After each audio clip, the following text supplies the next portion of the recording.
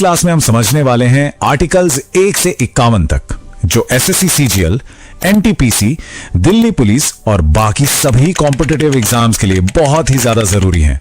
हर साल यहां से सीधे सवाल आते हैं, तो आज हम इसे एकदम आसान भाषा में समझेंगे। तो चलिए शुरू करते हैं। पर रुकिए, ये सिर्फ एक क्लास नहीं है, ये असल में एक देश को बनाने की कहानी है, वो ब्लूप्रिंट जिसने हमारे भारत की नींव रखी। तो सवाल ये उठता है कि आखिर एक देश बनता कैसे है, बिल्कुल जीरो से, स्क्रैच से। क्या चाहिए होता है किसी भी देश को बनाने के लिए? ये सवाल हमें सीधा हमारे संविधान के दिल में ले जाता है और जवाब है एक ब्लूप्रिंट। और हमारे देश के लिए वो ब्लूप्रिंट है हमारा संविधान।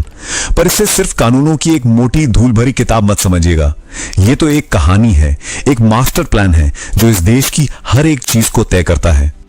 तो चलिए इस ब्लूप्रिंट को समझने के लिए एक सफर पर निकलते हैं और इस पूरी यात्रा को हम एक घर बनाने की तरह देखेंगे।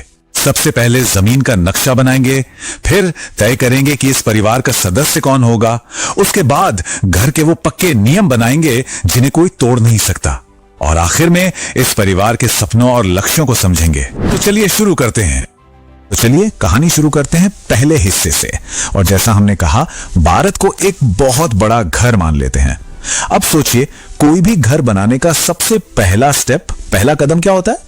बिल्कुल, उसकी जमीन, उसकी बाउंड्रीज तय करना। बस यही काम करता है हमारे संविधान का पार्ट 1। ये उस घर का, मतलब हमारे देश का फ्लोर प्लान है। ये तय करता है कि भारत असल में क्या है, इसकी सीमाएं कहां तक हैं। और कमाल की बात देखिए कि हमारे संविधान बनाने वालों ने इस प्रोसेस को कितना सिंपल, कितना प्रैक्टिकल रखा। आर्टिकल 1, ये तो हो गया घर का नाम, इंडिया यानी भारत। फिर आर्टिकल 2 कहता है कि भाई संसद चाहे तो नए कमरे, मतलब नए राज्य जोड़ सकती है। आर्टिकल 3 वो घर के अंदर ही कमरों को छोटा बड़ा करने की, यानी राज्यों की सीमाएं बदलने की आजादी देता है। और आर्टिकल 4 ये साफ कर देता है कि इन सब कामों के लिए कोई बहुत बड़ा तामझाम, मतलब कोई कॉन्स्टिट्यूशनल अमेंडमेंट नहीं चाहिए, सिंपल कानून से काम हो जाएगा। है ना कमाल का सिस्टम? ओके, तो घर का नक्शा फाइनल, जमीन तय हो गई। अब अगला सवाल क्या? जाहिर है इस घर में रहेगा कौन? चलिए अब परिवार की बात करते हैं, आर्टिकल्स 5 से 11। और ये सवाल उस वक्त बहुत ही ज्यादा जरूरी था, क्योंकि बंटवारे का वो मुश्किल दौर था, सब कुछ उथल पुथल था। तो जब भारत की लकीरें खिंच गईं, तो ये तय करना पड़ा कि इस राष्ट्रीय परिवार का हिस्सा कौन होगा, मतलब सिटीजन कौन कहलाएगा। उस वक्त के हालात को देखते हुए नागरिकता के नियम बड़े साफ सुथरे रखे गए।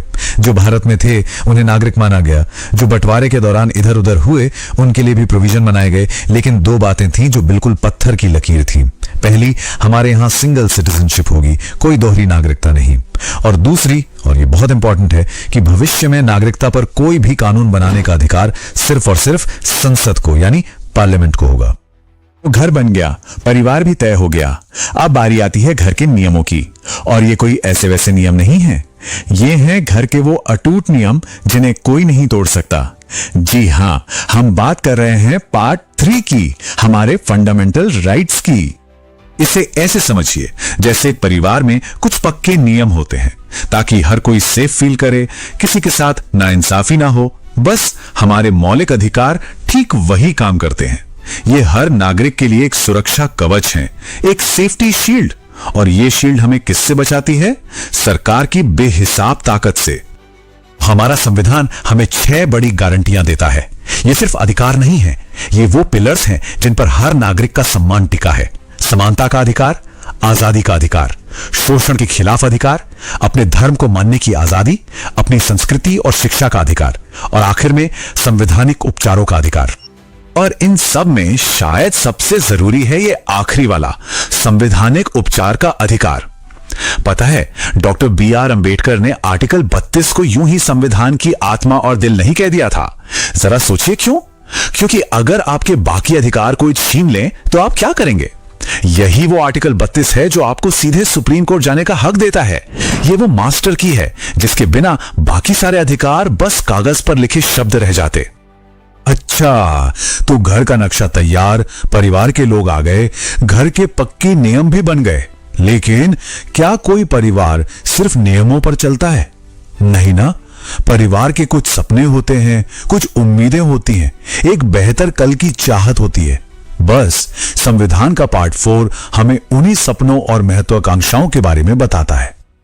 और इन्हीं सपनों को हम कहते हैं directive principles of state policy या डीपीएसपी।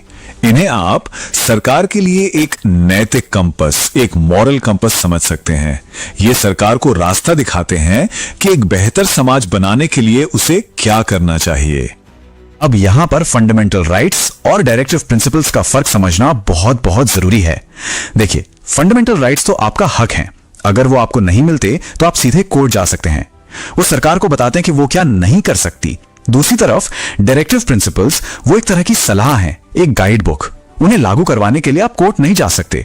वो सरकार को बताते हैं कि उसे क्या करना चाहिए। एक है नागरिक की ढाल तो दूसरा है सरकार की मशाल। तो चलिए अब इन सारे टुकड़ों को एक साथ जोड़कर देखते हैं। अब हमारे सामने हमारे राष्ट्र की नींव की पूरी तस्वीर साफ हो रही है। तो एक क्विक रिकैप करते हैं। पार्ट 1 आर्टिकल्स 1 से 4 इसने देश का नक्शा बनाया।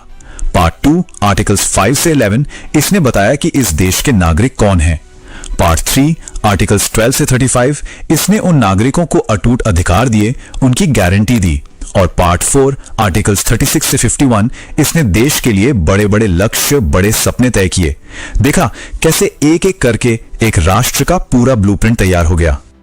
और ये सब जानने के बाद आज हमारे सामने एक बहुत बड़ा सवाल खड़ा होता है। 70 साल से भी ज्यादा पहले लिखा गया ये ब्लूप्रिंट, ये बुनियादी सोच आज 140 करोड़ लोगों की जिंदगी को कैसे दिशा दे रही है, कैसे आकार दे रही है? ये एक ऐसा सवाल है जिस पर हम सबको सोचना चाहिए।